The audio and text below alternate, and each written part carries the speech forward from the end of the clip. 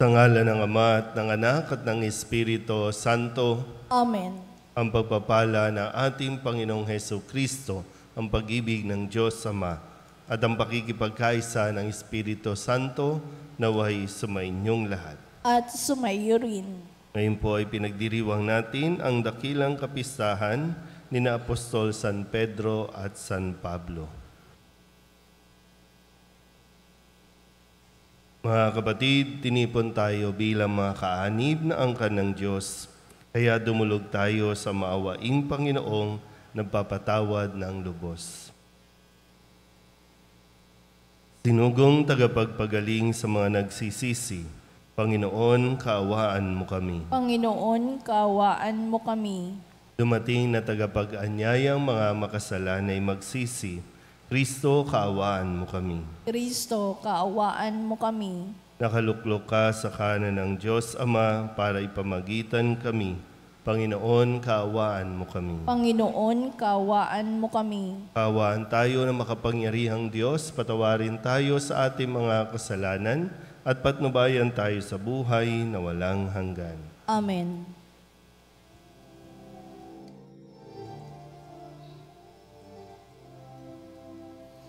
Luwalhati sa Diyos sa kaitaasan, kaloob sa lupa ay kapayapaan. Pinupuri ka at ipinagdaral, sinasamba ka dahil sa dakilang kalwalhatian. Panginoon ang Diyos sa dinalangin, Amang makapangyarihan, Panginoong Yesukristo, tunglanak ng Diyos, Kordero ng Ama, Ikaw na nag-aalis ng mga kasalanan sa sanlibutan. Tanggapin mo ang aming kahilingan, Ikaw na nalulubog sa kanan ng Ama, maawa ka sa amin. O lamang ang banal, Panginoon Jesucristo, kasama ng Espiritu, sa luwalhati ng Ama. Amen. Amen.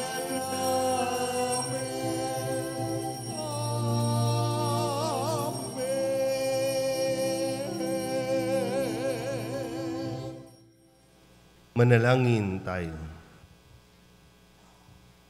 Ama naming makapangyarihan, ipinagkaloob mo ang kagalang-galang at banal na kagalakan ng araw na ito ng dakilang kapistahan ni na San Pedro at San Pablo.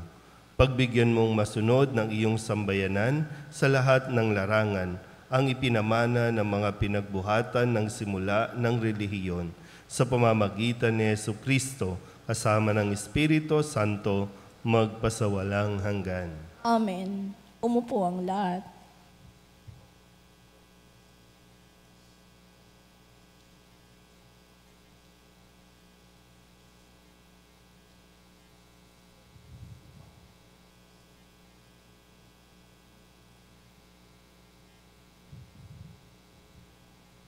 Pagbasa mula sa mga gawa ng mga apostol.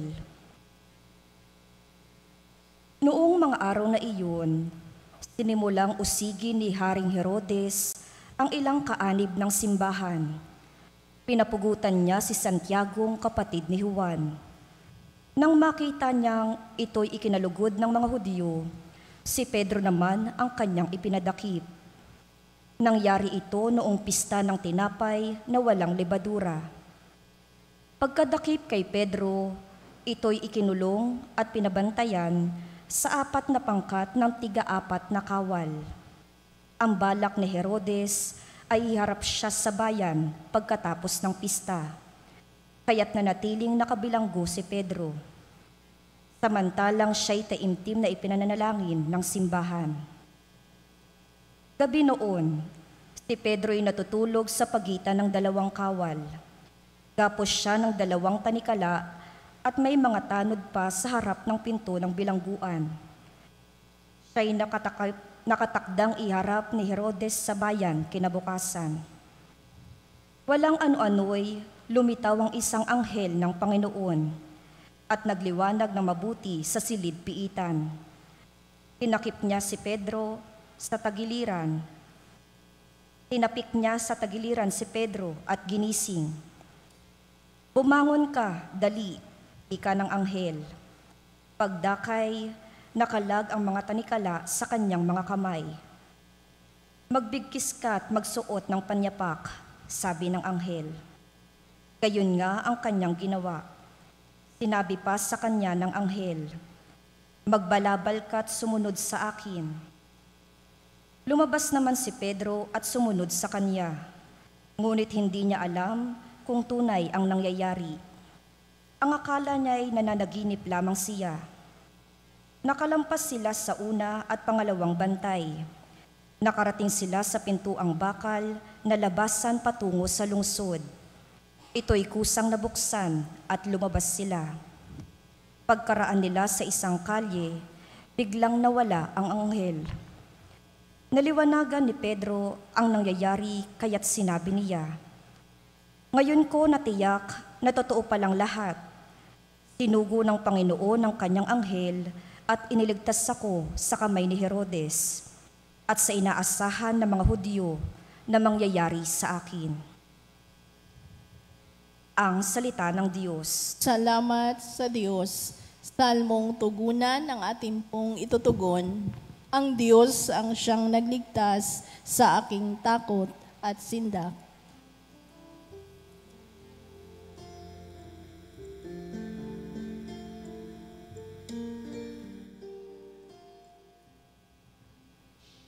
Ang Diyos ang siyang nagligtas sa aking takot at sindak. Ang Diyos ang siyang nagligtas sa aking takot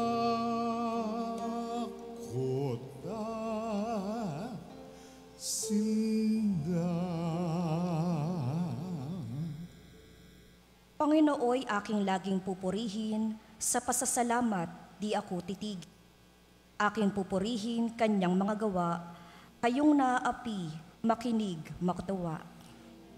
Ang Diyos ang siyang nagligtas sa aking takot at sindak. Ang Diyos ang siyang nagligtas sa aking takot at sindak. Ang pagkadakila niya ay ihayag, at ang ngalan niya'y purihin ng lahat. Ang aking dalangi dininig ng Diyos, nawala sa akin ang lahat kong takot. Ang Diyos ang siyang nagligtas sa aking takot at sindak.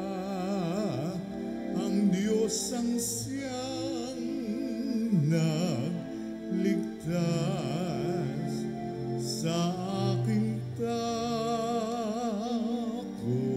at sindak. Nagalak ang aping umasa sa kanya, pagkat di nabigo ang pag-asa nila. Tumatawag sa Diyos ang walang pag-asa, sila'y iniligtas sa hirap at dusa. Ang Diyos ang siyang nagligtas sa aking takot at sindak. Ang Diyos ang siyang nagligtas sa aking takot at sindak. Anghel yaong bantay sa may takot sa Diyos, Sa mga panganib, sila'y kinukupkup. Ang galing ng puon, hanaping masikap. Yaong nagtiwala sa kanya't nagligtas, ay maituturing na taong mapalad.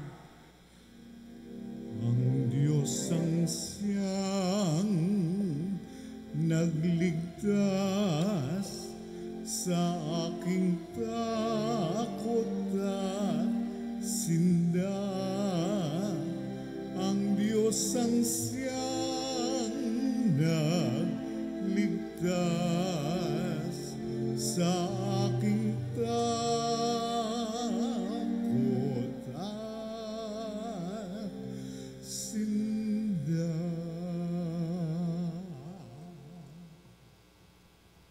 Pagbasa mula sa ikalawang sulat ni Apostol San Pablo kay Timoteo.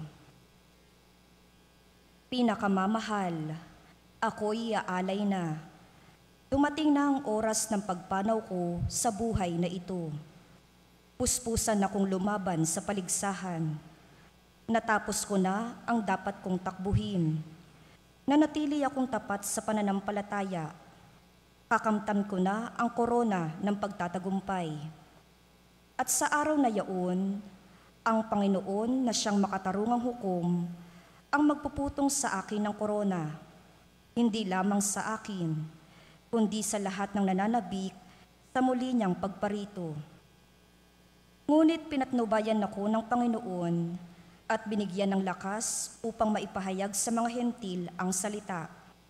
Naligtas ako sa tiyak na kapahamakan. Ang Panginoon ang magliligtas sa akin sa lahat ng kasamaan, at siya rin ang maghahatid sa akin sa kanyang kaharian sa langit. Purihin nawa siya magpakailanman. Amen. Ang salita ng Diyos. Salamat sa Diyos. Tumayo ang lahat.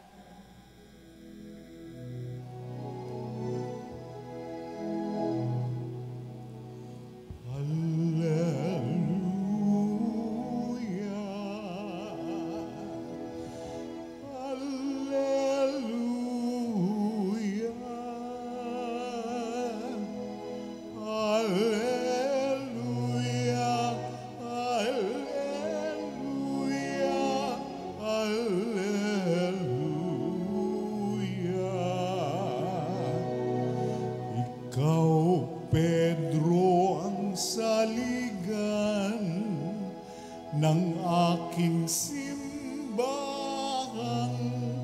banal na daigang kamatayan. Alleluia, alleluia.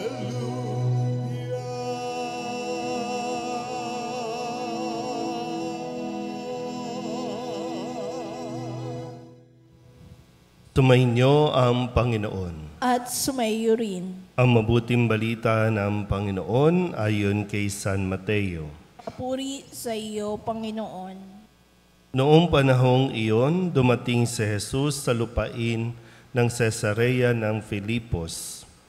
Tinanong niya ang kanyang mga alagad, "Sino raw ang anak ng tao ayon sa mga tao?" At sumagot sila, "Ang sabi po ng ilan ay si Juan Bautista kayo. Sabi naman ng iba, si Elias kayo. At may nagsasabi pang, si Jeremias kayo o isa sa mga propeta. Kayo naman, ano ang sabi ninyo? Sino ako?" Tanong niya sa kanila. Sumagot si Simon Pedro, "Kayo po ang Kristo, ang anak ng Diyos na buhay." Sinabi sa kanya ni Jesus, "Mapalad ka, Simon na anak ni Jonas, sapagkat ang katotohanan ito'y hindi inihayag sa iyo ng sino mang tao, kundi ng aking amang nasa langit. At sinabi ko naman sa iyo, ikaw ay Pedro, at sa ibabaw ng batong ito ay itatayo ko ang aking simbahan, at hindi makapananaig sa kanya kahit ang kapangyarihan ng kamatayan. Ibibigay ko sa iyo ang mga susi ng kaharian ng langit. Ang ipagbawal mo sa lupa ay ipagbabawal sa langit, at ang ipahintulot mo sa lupa ay ipahihintulot sa langit. Ang mabuting balita ng Panginoon. Pinupuri ka namin, Panginoong Jesucristo. Isang magandang umaga po sa inyong lahat. Ngayon po ay pinagdiriwang natin ang dakilang kapistahan nina Apostol San Pedro at San Pablo.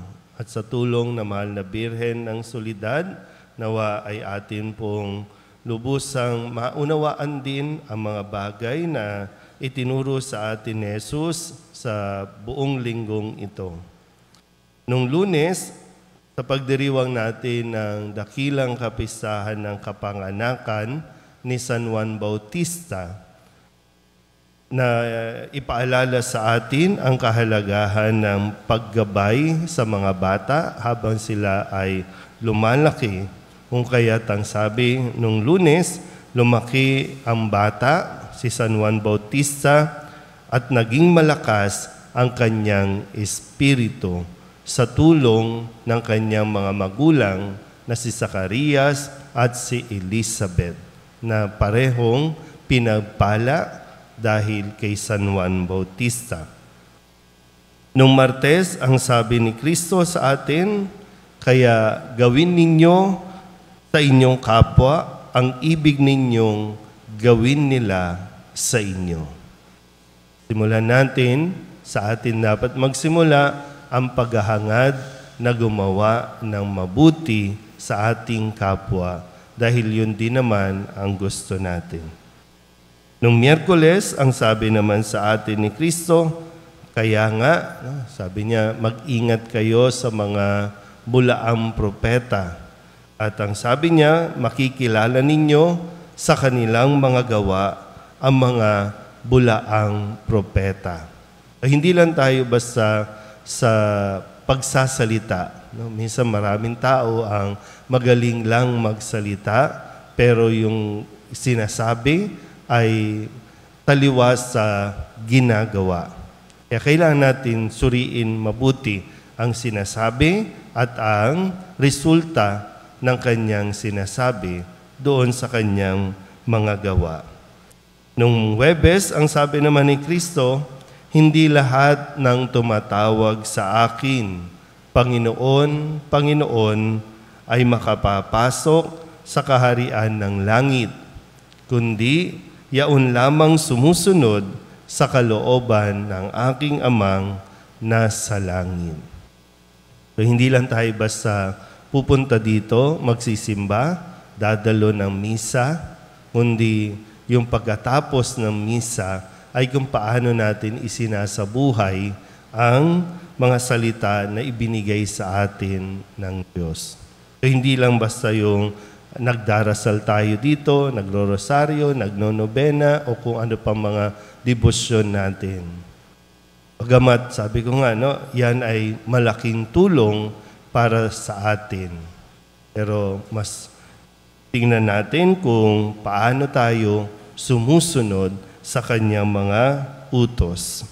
Kahapon, Biyernes, may sa kwento ng isang ketongin na lumapit kay Jesus, lumuhod at nagmakaawa at tinanong kung ibig po ninyo, mapapagaling ninyo ako. At hindi siya binigyo ni Jesus, kaya't ang sabi niya, ibig ko, gumaling ka. Ngayon naman, narinig natin ang mga salita ni Jesus sa kanyang mga alagad at yung pagbibilin na sinasabing, anuman ibibigay ko sa iyo ang mga susi ng kaharian ng langit. Ang ipagbawal mo sa lupa ay ipagbabawal sa langit. Ang ipahintulot mo sa lupa ay ipapahintulot sa langit. Sa mga pagbasa natin ngayong araw na ito, sa unang pagbasa, ang kwento ni Pedro kung paano siyang iniligtas ng Diyos mula sa kulungan, at ganoon din naman ipinahayag ni San Pablo sa ikalawang pagbasa kung paano rin siyang iniligtas ni Jesus. si San Pablo, no, na matapos na mamuhay sa maling paniniwala, kung kaya't siya ay naging mamamatay Kristiyano, pero matapos siyang iligtas ni Jesus mula sa ganitong pag-iisip, ay naging tagapagpahayag ng mabuting balita sa mga hintil.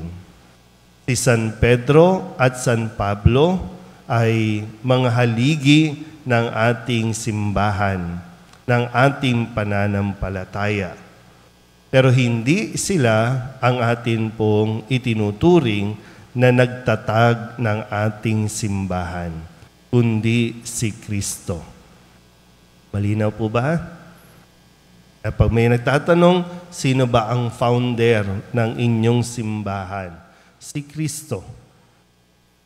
Pero si Kristo ay pumili ng mga nagtalaga ng mga leader ng ating simbahan o tinatawag nating leader at haligi ng ating pananampalataya. Kaya ganun din, no, kailangan din natin makita na hindi lang tayo basta miyembro ng simbahan, kundi makita rin natin at tiyakin din natin sumusunod tayo sa mga leader ng simbahan o lalong-lalo na, no, sa ating Santo Papa na siyang naging kahalili ni Pedro at ng mga sumunod pa. No? Mula kay Pedro, eto na ngayon si Pope Francis bilang pinuno o leader, lingkod ng ating simbahan. At kung ano man ang kanyang sabihin, yun ang ating susundan. Hindi tayo pwedeng Katoliko at sasabihin natin, ayaw ko yan, hindi ko yan susundin. Hindi tayo tunay na Katoliko. Hindi tayo tunay na bahagi ng simbahan kung meron lamang tayong pinipili. At kapag hindi tayo sang-ayon sa sinabi at ipinahayag ng simbahan, magre-rebelde tayo, aalis tayo, o magmamatigas tayo. May isang bagay po, no, na ipinahayag ng simbahan, no, hindi lahat ng aparisyon ng mahal na Birhen ay agad-agad nating tatanggapin at paniniwalaan.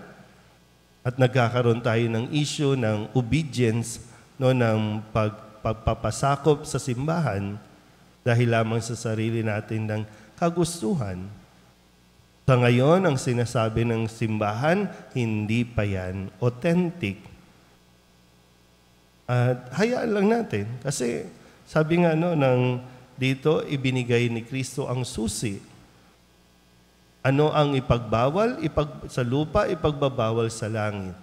O ano ang ipahintulot sa lupa, ipahihintulot sa langit. Ganon ipinagkatiwala ni Jesus kay Pedro ang pananampalataya at ang atin pong magiging kalagayan. Tayo bilang miyembro, kailangan lang natin sumunod. Hindi man natin lubusang naiintindihan sa ngayon, kahit nga ako, na pari na, may mga bagay pa sa pananampalataya natin na hindi ko pa lubusang naunawaan at hindi ko nga lubusang kayang ipaliwanag sa inyo. Pero hindi iyan nangangahulugan na dapat tayong sumalungat, dapat tayong humiwalay o bumukod sa simbahan.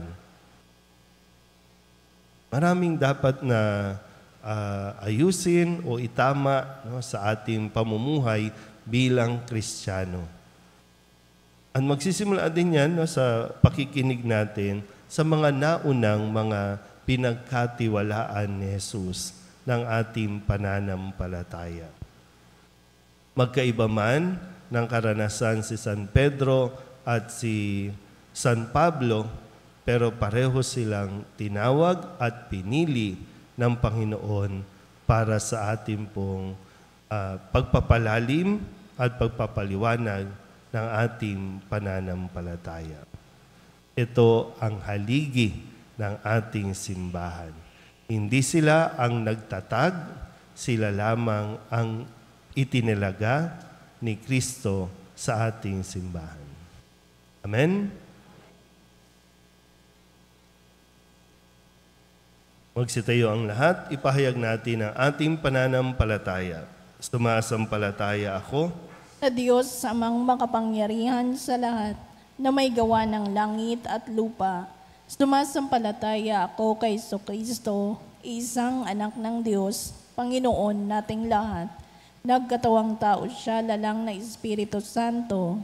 Ipinanganak ni Santa Mariang Birhen, pinagpakasakit ni Poncio Pilato, ipinako sa krus, namatay, inilibing, nanaog sa kinaroroonan ng mga yumao, nang may katlong araw na buhay na mag-uli, umakyat sa langit, naluluklok sa kanan ng Diyos amang makapangyarihan sa lahat. Doon magmumulang paririto at uhukom sa nangabubuhay at nangamatay na tao. Sumasampalataya naman ako sa Diyos Espiritu Santo, sa banal na simbahang katolika, sa kasamahan ng mga banal, sa kapatawaran ng mga kasalanan, sa pagkabuhay na muli ng nangamatay na tao, at sa buhay na walang hanggan. Amen. Ilapit natin ang ating mga kahilingan sa Ama ng may pananampalatayang katulad ng kina San Pedro at San Pablo, ng pananampalatayang katulad ng sa mangingisda kung kanino itinatag ang simbahan, at ng pananampalataya ng guro ng napakaraming bansa. Ang ating pong itutugon, Panginoon, dinggin mo ang aming panalangin. Panginoon, dinggin mo ang aming panalangin.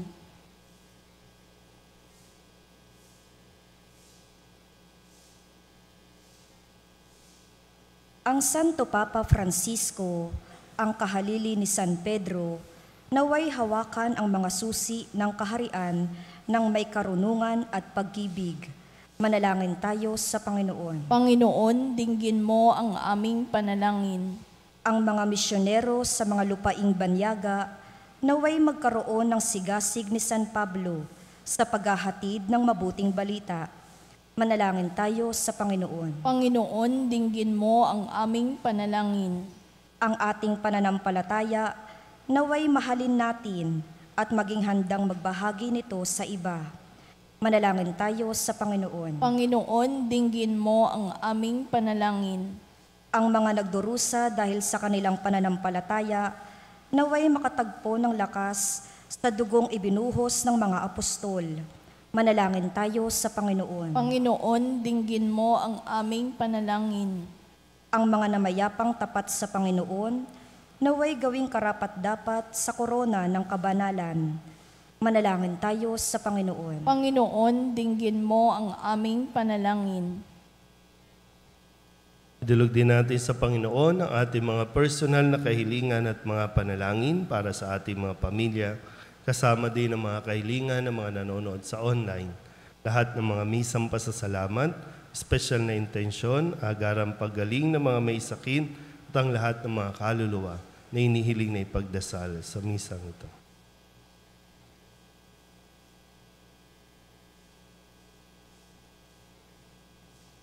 Ang lahat ng ito inihiling namin sa ngalan ni Kristo, ang aming Panginoon. Amen. Umupo ang lahat.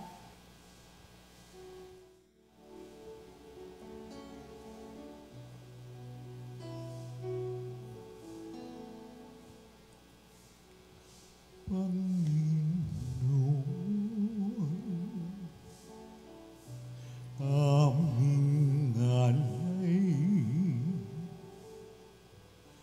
itong alak at tinapay sa altar mo ilalagay.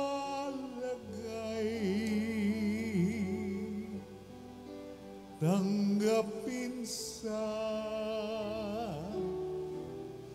iyong kamay. Manalangin kayo mga kapatid upang paghahain natin ay kalugdan ng Diyos amang makapangyarihan. Tanggapin nawa ng Panginoon itong paghahain sa iyong mga kamay, sa kapurihan niya at karangalan sa ating kapakinabangan at sa buong sambayanan niyang banal. Ama naming lumikha, ang mga alay na aming inihahandog para sambahin ang ngalan mo, ay patnubayan nawa ng panalangin ng mga apostol na magharap din nawa sa amin bilang mga nakatalaga sa iyo para ipagdiwang ang paghahaing ito sa pamamagitan ni Jesucristo kasama ng Espiritu Santo magpasawalang hanggan. Amen. Sumainyo ang Panginoon. At sumayo rin. Itaas sa Diyos ang inyong puso at diwa. Itinaas na namin sa Panginoon. Pasalamatan natin ang Panginoong ating Diyos. Marapat na siya ay pasalamatan. Ama naming makapangyarihan, tunay ngang marapat na ikaw ay aming pasalamatan.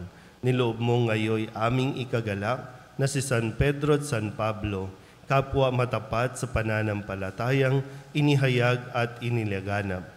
Binuo ni San Pedro ang sambayan ng tinipon ng anak mong pinananaligan ng ilan sa Israel noon. Si San Pablo'y tagapagturo at tagapagpaliwanag sa iba't ibang mga tao na nais mong matawag. Silang dalawa'y mayroong magkaibang larangan sa paglilingkod kay Kristo sa iisang sambayanan.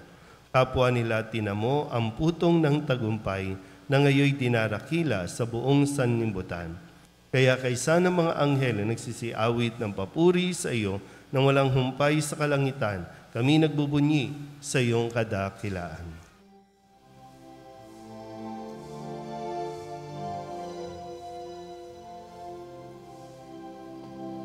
Santo, Santo, Santo, Panginoong Diyos makapangyarihan, napupuno ang langit at lupa ng kaluwalhatian mo. Hosana sa kaligtasan, pinagpalang na paririto sa ngalan ng Panginoon. Hosana sa kaligtasan.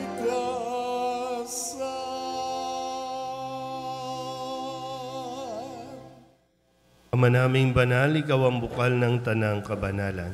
Kaya't sa pamamagitan ng iyong Espiritu, gawin mong banal ang kaloob na ito upang para sa aming maging katawan at dugo ng aming Panginoong Hesu Kristo. Bago niya pinagtiis ang kusang loob na maging handog, hinawakan niya ang tinapay, pinasalamatan kaniya, pinaghati-hati niya iyon, iniabot sa kanyang mga alagad at sinabi, "Tanggapin ninyong lahat ito at kanin, ito ang aking katawan na ihahandog para sa inyo."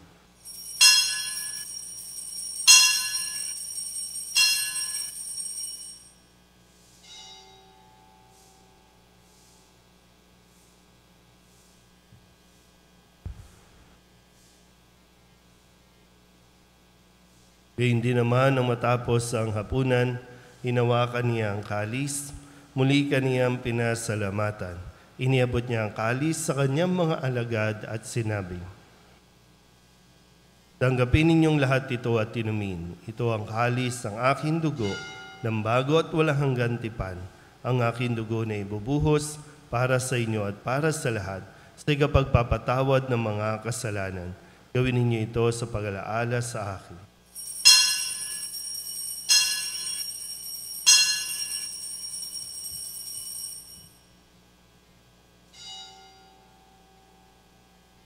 Ipagbunyi natin ang misteryo ng pananampalataya. Si Kristo'y namatay, si Kristo'y nabuhay, si Kristo'y babalik sa wakas ng panahon. Ama, ginagawa namin ngayon ang pag-alaala sa pagkamatay at muling pagkabuhay ng iyong anak. Kaya tiniaalay namin sa iyo ang tinapay na nagbibigay buhay at ang kalis na nagkakaloob ng kaligtasan. Kami nagpapasalamat dahil kami iyong minarapat na tumayo sa harap mo para maglingkod sa iyo.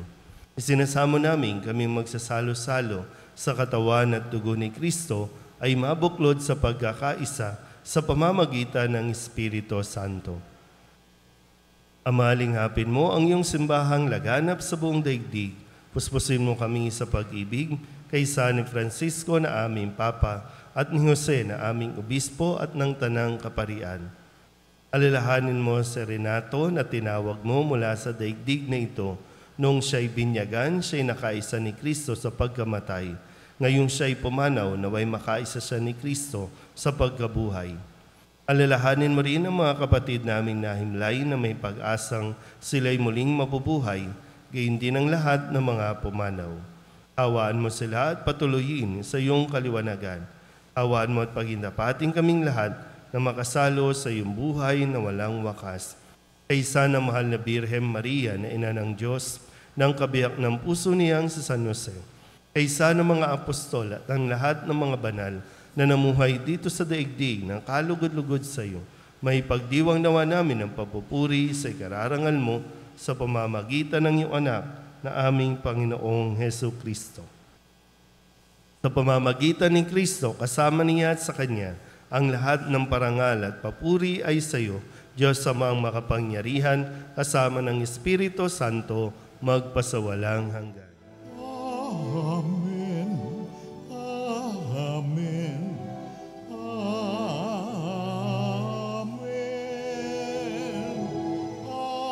Amen. Amen. Amen.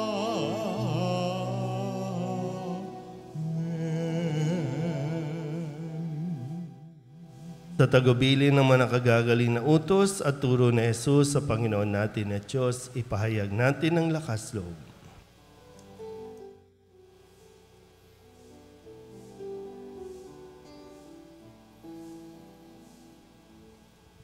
Ama namin, sumasalangit ka, sambahin ang ngalan mo, mapasa amin ang kaharian mo, sundin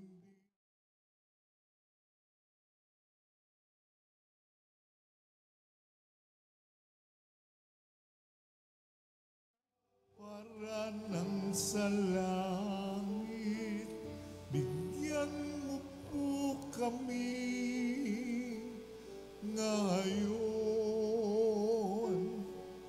ng aming kakanin sa araw-araw at patawarin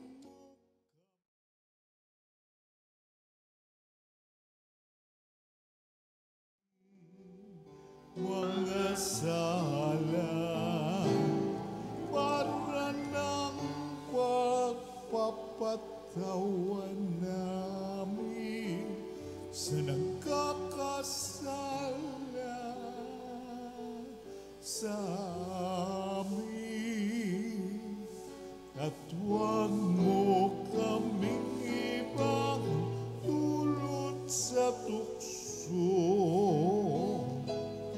at iadya mo kami sa lahat ng masama. Hinihiling namin kami iadya sa lahat ng masama, pagkalooban ng kapayapaan araw-araw, iligtas sa kasalanan at ilayo sa lahat ng kapahamakan, samantalang aming pinananabikan ang dakilang araw ng pagpapahayag ng tagapagligtas naming si Hesu Kristo. Sapagkat iyo ang kaharian at ang kapangyarihan at ang kapurihan magpakailanman. Amen.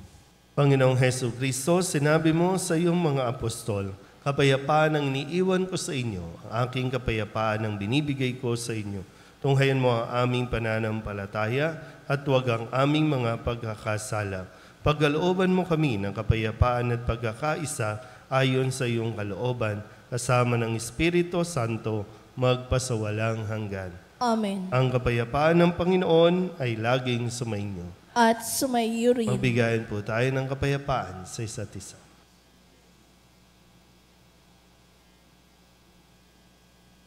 Kordero ng Diyos na nag-aalis ng mga kasalanan ng sanlibutan, maawa ka sa amin.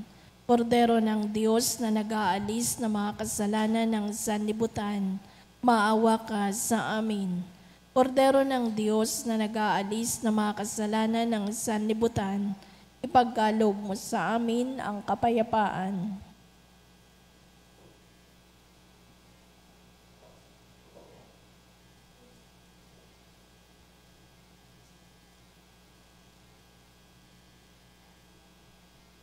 Ito ang kordero ng Diyos. Ito ang nag-aalis ng kasalanan ng sanlibutan. Mapalad ang mga inaanyayahan sa kanyang piging. Panginoon, hindi ako karapat-dapat na magpatuloy sa iyo, ngunit sa isang salita mo lamang ay gagaling na ako. Katawan ni Kristo. Amen.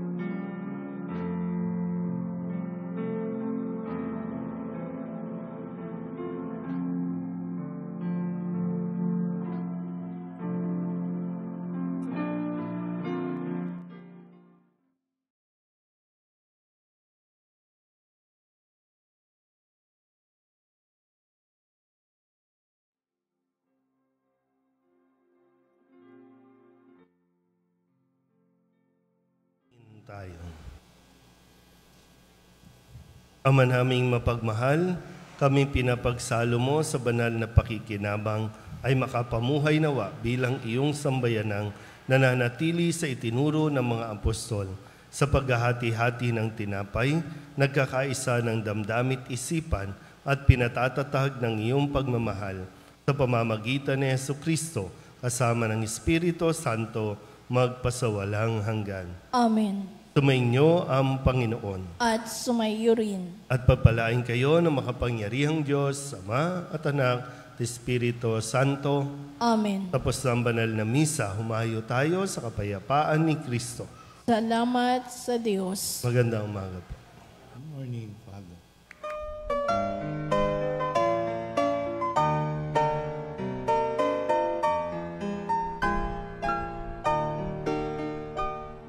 Nuestro Padre Jesús Nazareno, sinasamba ka namin, pinipintuho ka namin, aral mo ang aming buhay at kaligtasan. Nuestro Padre Jesús Nazareno, iligtas mo kami sa kamatayan, ang krus mong pinamatayan ay sagisag ng aming kaligtasan. Nuestro Padre Jesús Nazareno,